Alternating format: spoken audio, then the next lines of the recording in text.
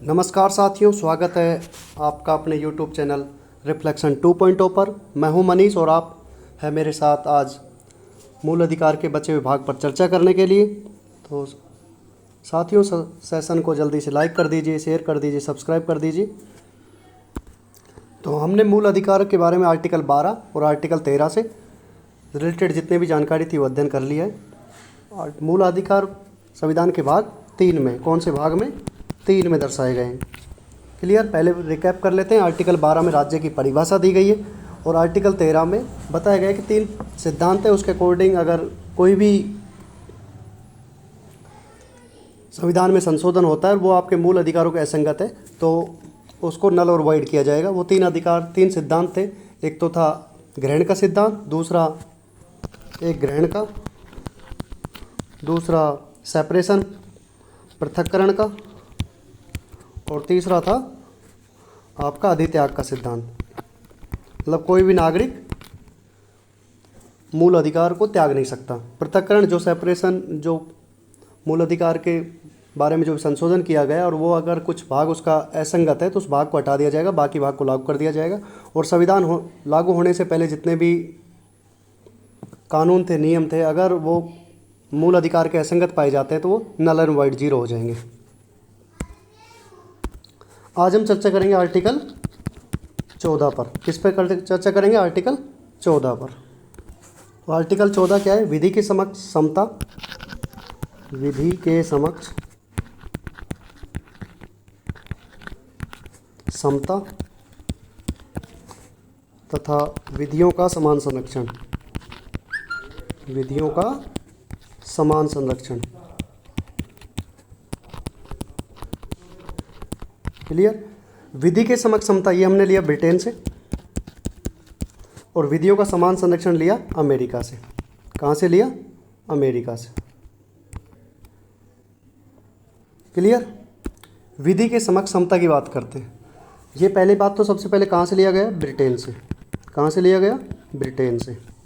Clear? इसका मतलब है सबके लिए एक समान कानून, सबके लिए एक समान कानून पर बल। क्लियर? विधि के समक्ष समता का अर्थ है कि विधि के समान, कानून के बराबर, सामने सब बराबर है।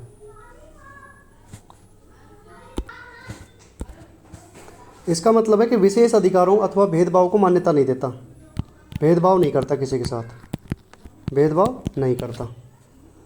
तो ये एक प्रकार की नकारात्मक अवधारणा है। मतलब जिसके अंदर कोई भी राज्य किसी भी वर्ग विशेष के उत्थान के लिए कदम नहीं उठाएगा। अगर कोई राज्य, अगर कोई चाहे कि मैं गरीब को ज़्यादा अधिकार दे दूँ, गरीब को पहले कल्याण कर दूँ, अमीर को बाद में करूँ, या अमीर को पहले कर दूँ, गरीब को बाद में करूँ, तो इस प्रकार की अवधारणा नहीं है। मतलब किसी वर्ग के लिए कोई स्पेशल कानून नहीं बनाया गया है। तो एक प्रकार की कैसी अवधारणा है? नकारात्मक। मतलब कोई गरीब है तो उसके लिए क्या आधार है? कोई मतलब अपंग है, कोई प्रेसिडेंट है, कोई अध्यापक वर्ग है, तो इन सब के लिए सबके बराबर सेम कानून है। तो विधि के समक्ष समता का मतलब है कि सबके लिए एक समान कानून पर बल दिया गया है, किसी प्रकार का कोई भेदभाव नहीं किया जाएगा। अब इसका दूसरा पक्ष आ जाता है विधि का समान संरक्षण।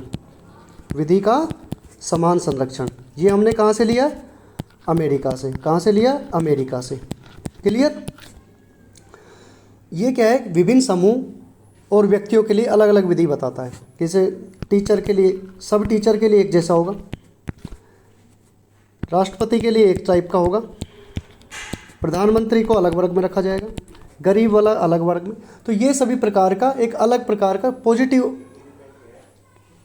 अवधारणा है। इसमें भेदभाव किया जा सकता है।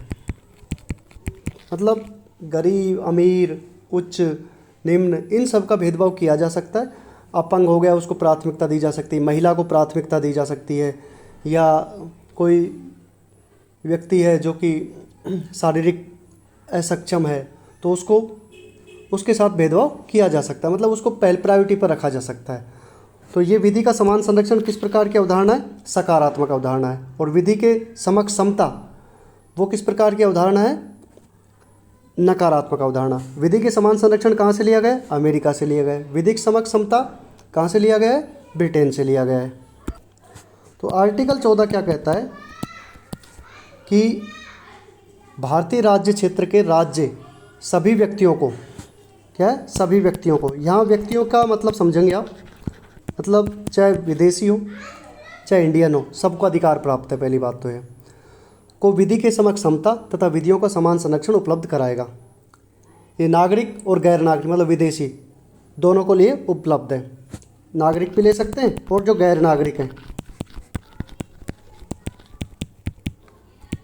उनको भी अधिकार उपलब्ध होगा। किन किन को? नागरिक को भी और गैर नागरिक को। इसका मतलब यह है कि राज्य का ये दायित्व है कि वह सभी व्यक्तियों के लिए एक समान ढंग से कानून का निर्माण करेगा और उन्हें समान रूप से लागू करेगा। विधि के जो समक्ष समता है वो ब्रिटिश का विचारक था डाइसी, उसके विधि के शासन पर आधारित है, जिसमें कानून का सर्वोच्च माना गया है। कानून को सर्वोच्च माना गया है विधि के समक्ष समता में। कहाँ की अवधारणा है? ब्रिटेन की। ब्रिटेन की अवधारणा है, कानून के समक्ष सर्वोच्च माना गया है। भारतीय संविधान में अमेरिका की तरह विधि के समान संरक्षण को भी अपनाया गया है, जो कि एक पॉजिटिव विचारधारा है, और इसमें समान परिस्थितियों के लिए समान व्यवहार किया जाएगा। अब इसमें कुछ अपवाद भी होते हैं, जैसे आर्टिकल 361 है, किस किस के लिए?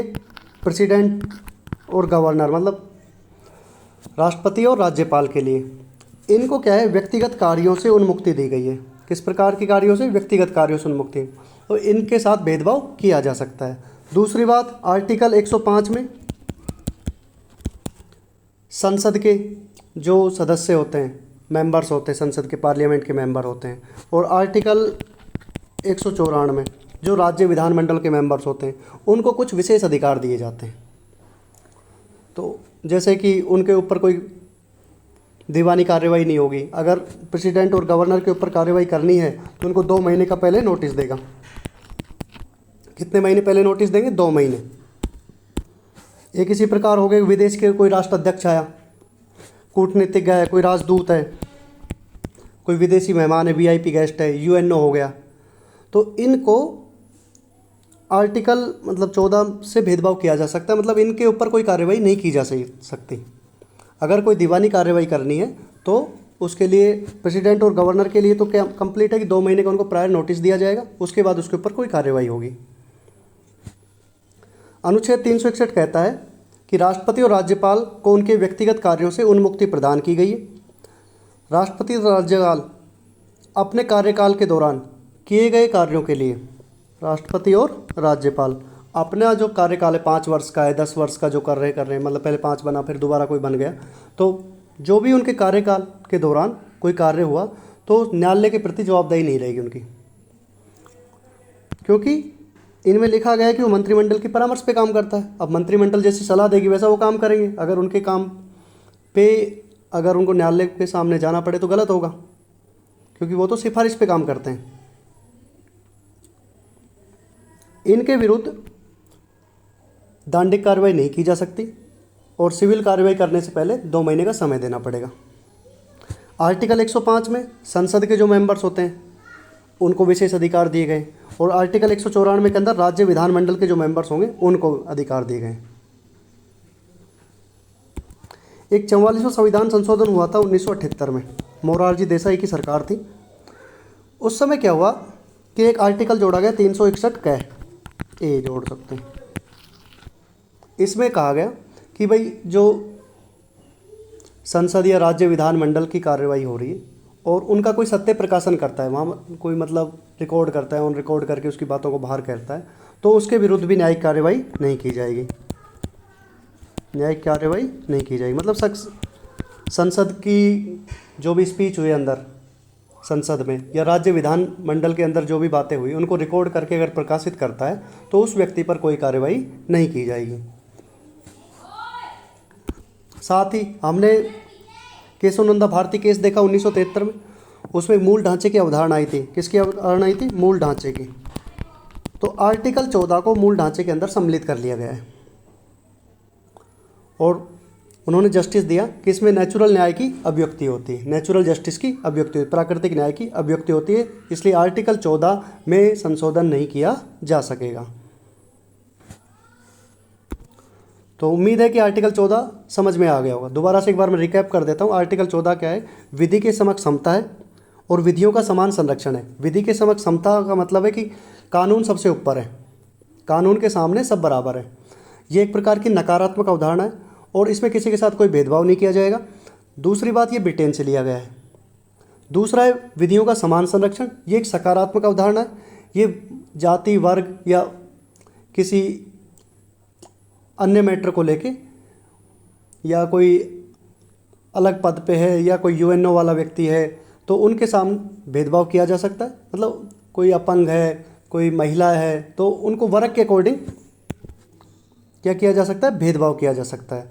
तो आर्टिकल 14 में क्या है? विधि के समक्ष समता है, विधियों का समान संरक्षण है, इसे मूल ढांचे में सम्मिलित कर लिया गया है और ये प्राकृतिक न्याय को दर्शाता है तथा इसमें प्रेसिडेंट और गवर्नर के बारे में बात बताई कि आर्टिकल 361 में लिखा गया है कि इनके खिलाफ कोई भी दंडिक कार्रवाई नहीं होगी। अगर कोई दीवानी कार्रवाई करनी है, जैसे किसी के ज़मीन का मसला है या किसी गृह का तलाक का मसला है, जो दीवानी कोर्ट के अंदर जाते हैं, उनके थ्रू अगर कोई काम करना है तो वो आर्टिकल 361 कहता है कि 2 महीने पहले उनको नोटिस दिया जाएगा, उसके बाद ही उसके कार्रवाई की जाएगी। अब हम आते हैं आर्टिकल 15 पर। आर्टिकल 15, आर्टिकल 15 बताता है कि धर्म, मूलवंश, जाति, लिंग, जन्म स्थान, कितनी चीज़ें इसमें? 1, 2, 3, 4 और 5। इन 5 वर्गों में, मतलब धर्म के अकॉर्डिंग, मूलवंश कहाँ से, जाति, लिंग, जन्म स्थान, इसके आधार पर राज्य कोई भी विभेद नहीं करेगा। कितने हैं? 5 चीज़ें कौन कौन सी? एक तो धर्म हो गया, एक हो गया मूलवंश हो गया, एक जाति हो गया, लिंग और जन्म स्थान। इनको एज इट इज रखना है, धर्म, मूलवंश, जाति, लिंग, जन्म स्थान। क्वेश्चन में सेम टू सेम पूछ लेता है कि धर्म, मूलवंश, जाति, लिंग, जन्म स्थान के आधार पर किस भेदभाव नहीं करेगा, कौन सा आर्टिकल कहता है? तो आर्टिकल 15, या आर्टिकल 15 से क्वेश्चन बनेगा कि आर्टिकल 15 किससे रिलेटेड है। तो इनमें अगर चेंजेस कर दिया जाए, आगे पीछे चेंज कर दिया जाए तो गलत हो सकता है आपका आंसर। तो धर्म, मूलवंश, जाति, लिंग, जन्म स्थान, इन 5 तरीकों से कोई भी राज्य किसी नागरिक के प्रति विभेद नहीं करेगा कानून में। ये था आर्टिकल 15 सब क्लोज 1, आर्टिकल 15 का सब क्लोज ए। दूसरा, ये आर्टिकल जो 15 है वो केवल भारतीय नागरिकों को उपलब्ध है। किसको उपलब्ध है? भारतीय नागरिकों को।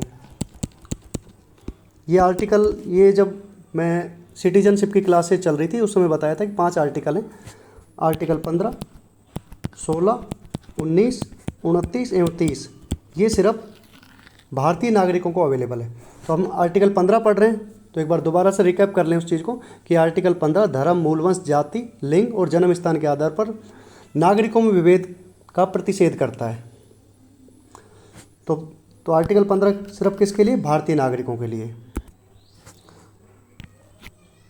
आर्टिकल 15 का सब क्लोज 2 कहता है कि राज्य निधि से कोई पोषित है या कोई सार्वजनिक उपयोग के लिए जो दुकान है, सार्वजनिक शौचालय है, होटल, सार्वजनिक शौचालय, मंदिर है, स्नानागार हैं, कुएं हैं, तालाब, सड़क हैं, इनके जो स्थान है, इनके प्रयोग में धर्म, मूलवंश, जाति, लिंग, जन्म स्थान, इनमें से किसी के आधार पर भी कोई भेदभाव नहीं करेगा। किस किस के आधार पर?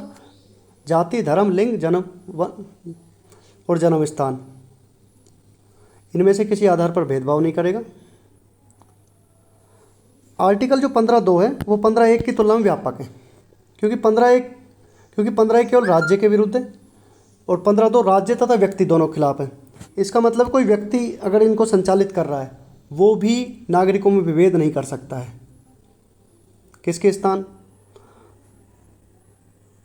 क्लियर? 15 का सब क्लोज है 3 पे आते हैं। इसके अंदर कहता है कि राज्य महिलाओं व बालकों के विकास के लिए कुछ प्रबंध कर सकता है। कुछ उचित विशेष प्रबंध कर सकता है।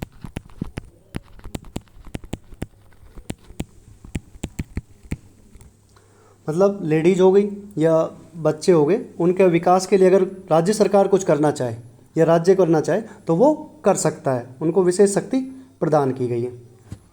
क्लियर। आर्टिकल 15(4) पे आते हैं।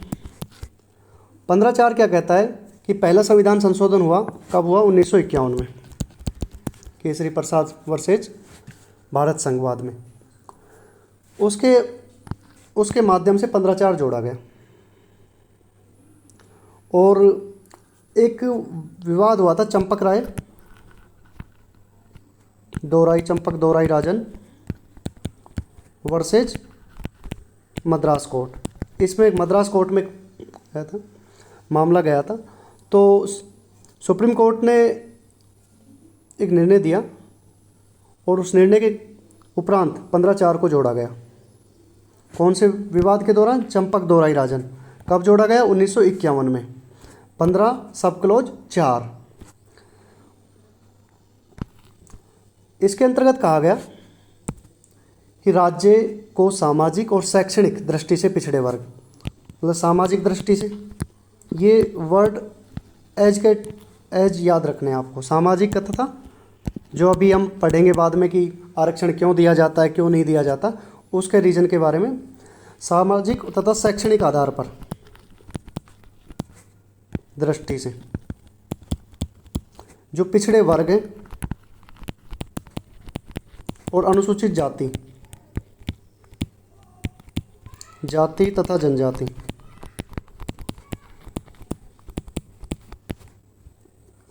के कल्याण के लिए विशेष उपबंध करने की शक्ति प्रदान की गई है।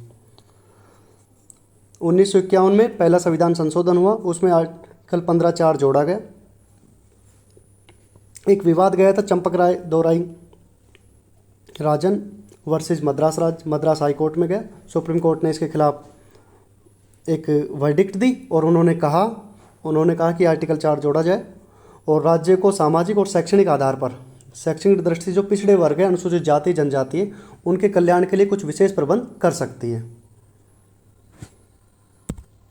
आर्टिकल 15(5) सब क्लोज 5, 93वां संविधान संशोधन हुआ। कब हुआ? 2005 में। उसमें 15 सब क्लोज 5 जोड़ा गया। कौन सा जोड़ा गया? 15 सब क्लोज 5 जोड़ा गया और ये था TMA पाई फाउंडेशन था वर्सेज कर्नाटक राज्य, इस तथा एक इनामदार वर्सेज महाराष्ट्र राज्य था। दोनों का वर्डिक्ट आया और उसके बाद इसको जोड़ा गया। उसमें कहा गया कि सामाजिक और शैक्षणिक दृष्टि से पिछड़े वर्ग एवं अनुसूचित जाति तथा जनजाति के प्रोत्साहन के लिए निजी शिक्षण संस्थानों, अभी तक तो था जो 15(4) था वो गवर्नमेंट, मतलब जो सरकारी संस्थान उनमें था। अभी क्या गया कि शिक्षण संस्थान चाहे वो सरकार सहायता प्राप्त कर रहा हो, प्रवेश में आरक्षण प्रदान करने अर्थात सीटें आरक्षित करने की शक्ति प्रदान की गई। आर्टिकल 15(4) और 15(5) दोनों आपस में रिलेटेड है।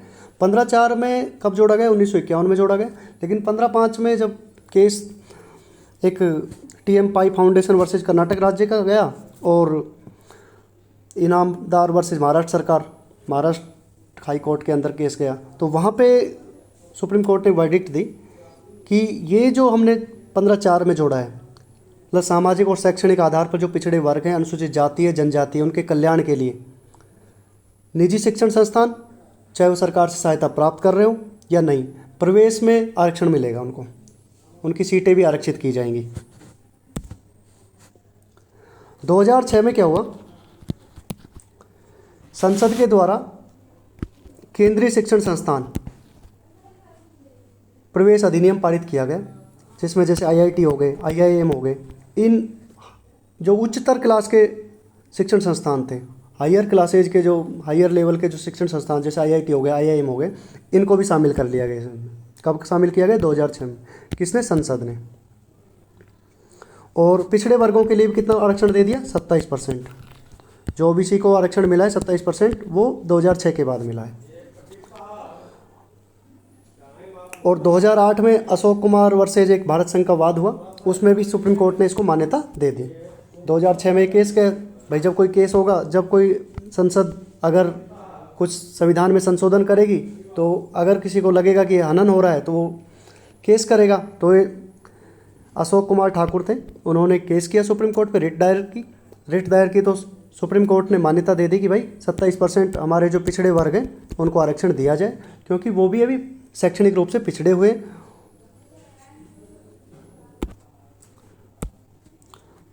15 आर्टिकल 6 सब क्लोज 6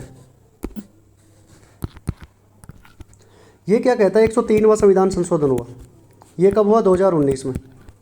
जो अभी ESW आप पढ़ रहे हो, इकोनॉमिक वीकर सेक्शन, EWS वाले जो कोटे हैं, इसके अंतर्गत क्या किया? जो 15(4) और 15(5) जो किए गए थे, संशोधन किए गए थे, उनमें उल्लेखित जो वर्ग थे, शैक्षणिक रूप से पिछड़े वर्ग थे, जो अनुसूचित जाति थी, जनजाति थी और पिछड़े वर्ग थे, उनके कल्याण के लिए किया गया था। उसके अलावा आर्थिक रूप से दुर्बल समुदायों के कल्याण के लिए भी विशेष उपबंध की शक्ति प्रदान की गई है और 10% कोटा दे दिया गया है। मुझे उम्मीद है कि यहाँ तक समझ में आया होगा। एक बार हम इनको रिकैप कर लेते हैं, जो चीज़ हमने पढ़ाई है। मूल अधिकार भाग 3 में आर्टिकल 13 3 सिद्धांत पे व्याख्या करता है कि इन 3 सिद्धांत के अकॉर्डिंग हम किसी भी संशोधन को अमान्य घोषित कर सकते हैं। ग्रहण हो गया, पृथक्करण हो गया और अधित्याग का सिद्धांत। आर्टिकल 14 विधि की समक्ष समता और विधियों का समान संरक्षण के बारे में बताता है। विधि की समक्ष समता ब्रिटेन से ली गई है, विधियों का समान संरक्षण अमेरिका से लिया गया है। विधि की समक्ष समता का मतलब है सबके लिए एक समान कानून। विधियों का समान संरक्षण का मतलब है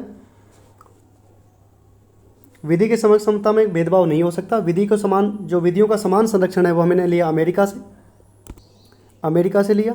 इसमें भेदभाव किया जा सकता है वर्गों के अकॉर्डिंग। आर्टिकल जो 14 है वो सभी नागरिकों को उपलब्ध है, गैर नागरिक और गैर नागरिक दोनों को उपलब्ध है। आर्टिकल 14 बताता है कानून सर्वोच्च है। जो विधि की समता का अधिकार जो लिया है वो उसका मतलब है कानून को सर्वोच्च माना गया और ब्रिटेन से हमने लिया था।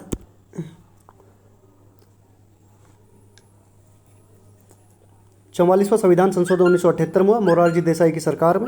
361A जोड़ा गया और उन्होंने मूल ढांचे में सम्मिलित कर लिया गया आर्टिकल 14 को, और ये नेचुरल जस्टिस को मान्यता देता है और इसमें संशोधन नहीं किया जा सकता।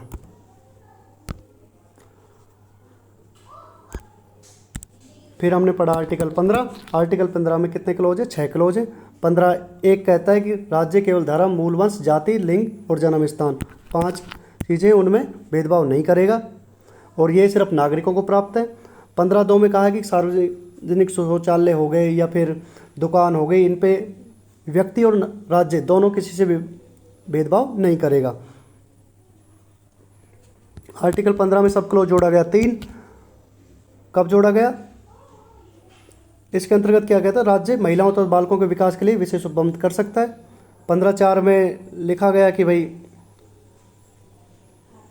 सामाजिक और शैक्षणिक दृष्टि से जो पिछड़े वर्ग हैं, अनुसूचित जाति हैं, उनके कल्याण के लिए विशेष उपबंध कर सकते हैं। 15(5) को थोड़ा व्यापक बनाया गया और उनमें कहा गया कि भाई ये जो निजी प्राइवेट जो भी ऑर्गेनाइजेशन है उनमें भी सीटें आरक्षित होंगी।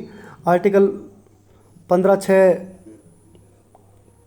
अभी आपने पढ़ाई है कि 103वां संविधान संशोधन हुआ हाल ही में 2019 में, और EWS को 10% आरक्षण दे दिया गया कि इकोनॉमिक वीकर जो सेक्शन है, जो आर्टिकल 15(4) और 15(5) में है, उनके अलावा 10% उन लोगों को भी आरक्षण दिया जाएगा जो कि आर्थिक रूप से कमज़ोर हैं।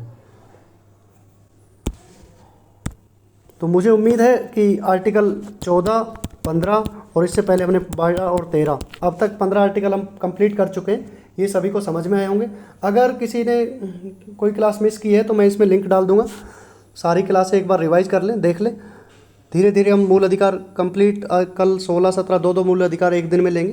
धीरे धीरे ये 4-5 क्लासेज और बनेगी, मूल अधिकार हमारे कंप्लीट हो जाएंगे। और ये सबसे इम्पोर्टेंट टॉपिक है क्या है, सबसे इम्पोर्टेंट टॉपिक है। यहाँ से क्वेश्चन आना ही आना है, इसको थोड़ा टाइम लगेगा, धीरे धीरे पढ़ेंगे। और साथियों एक निवेदन है कि आपसे कि आप इनको वॉच करिए वीडियो को, और एक ही जगह आपको सारा कंटेंट अवेलेबल होगा। भारतीय राज व्यवस्था या भारतीय संविधान की क्लासेज आपको कहीं अलग से लेने की ज़रूरत नहीं पड़ेगी और कहीं पैसे रुपए खर्च करने की ज़रूरत नहीं पड़ेगी। पूरी की पूरी प्लेलिस्ट डाल दी गई है आपके। अभी हमने 1 से 15 आर्टिकल जिक्र कर लिए के बारे में जानकारी ले ली है। इनसे रिलेटेड जो भी क्वेश्चन होंगे वो मैं PDF ज़रूर अवेलेबल कराऊंगा आपको। अगर कोई भी डाउट हो तो कमेंट कीजिएगा, आपका रिप्लाई ज़रूर मिलेगा। और जल्दी ही आपसे कुछ नए घोषणाएं, बढ़िया अच्छी घोषणाएं होंगी आप लोगों के लिए। तो उम्मीद है कि आप एक बार सब्सक्राइबर को 500 पहुंचाएं। जैसे ही 500 सब्सक्राइबर होंगे आपके लिए बहुत अच्छी घोषणा होगी और आपके लिए और भी टीचर अवेलेबल कराए जाएंगे। और अलग अलग विषयों के लिए, सभी विषयों मेरी कोशिश रहेगी कि 2 से 3 विषय आपके एक साथ चलेंगे, जिसमें आपकी जनरल नॉलेज भी चलेगी, साथ में पॉलिटी चल ही रही है। 1 या 2 महीने के अंदर हम इसको फिनिश कर लेंगे जल्दी जल्दी। उसके बाद 1-2 सब्जेक्ट और पढ़ाए जाएंगे। साथ ही 1 या 2 टीचर की व्यवस्था और की जा रही है जो आपको इसी चैनल पे जानकारी देंगे या किसी टॉपिक को कंप्लीट कराएंगे कोई भी सब्जेक्ट के साथ में। लेकिन उससे पहले मेरी कोशिश रहेगी कि आप लोगों का जब प्यार मिलेगा, आपका सब्सक्राइब बढ़ेंगे, तो ही मैं इस चीज़ों के जो कंटेंट बना पाऊँगा, उसके लिए जो मेहनत कर पा रहा हूँ, तो वो आपके काम आ पाएगी। तो प्लीज़ लाइक कर दीजिए, शेयर कर दीजिए, सब्सक्राइब कर दीजिए। और आपको सारा का सारा कंप्लीट नॉलेज, अभी तक आपने चैनल देखे होंगे कि 5 या 10 वीडियो मिलेंगे, उसके बाद में प्राइवेटाइजेशन हो जाती है, तो वहाँ आपके चार्जेस कटने लग जाते हैं। यहाँ पे आपको फ्री ऑफ कॉस्ट, बस आपको देखना है और सिर्फ पढ़ना है। इतना काम तो आपको करना ही पड़ेगा। और ज़्यादा लंबी वीडियो भी नहीं होती, 15 से 20 मिनट की वीडियो होती है। और आप रेगुलर रहेंगे तो 1 साल आपने रेगुलर दे दी ना, तो मुझे उम्मीद है कि आप कोई भी एग्ज़ाम को क्रैक कर पाएंगे सही से। तो साथियों वीडियो देखने के लिए धन्यवाद। और छोटों को प्यार दें, बड़ों का सम्मान करें और अपने आसपास इस प्रकार का माहौल विकसित करें कि महिलाएं आपके साथ अपने आप को सुरक्षित महसूस करें। Thank you.